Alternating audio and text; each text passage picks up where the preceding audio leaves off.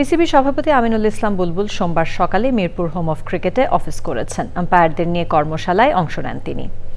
দেশের আম্পায়ারিংয়ের প্রশংসার পাশাপাশি আন্তর্জাতিক মানের আম্পায়ার তৈরির লক্ষ্যের কথা জানিয়েছেন বিসিবির আম্পায়ার প্রশিক্ষক সাইমন টোফেল। আদিল আহমেদ শানের রিপোর্ট। আমি কি বলবো, আপনারা দেখতেছেন না আমি কোথায় আছি। অস্ট্রেলিয়া চলে যাওয়া গুজবের মধ্যেই সোমবার মিরপুরের হোম অফ ক্রিকেটে বিসিবি সভাপতি আমিনুল ইসলাম বুলবুল। বোর্ডের নানা কাজের পাশাপাশি আম্পায়ারিং কর্মশালাতেও যান বিসিবি বস। প্রশিক্ষণ কাজেও ব্যস্ত ছিলেন তিনি।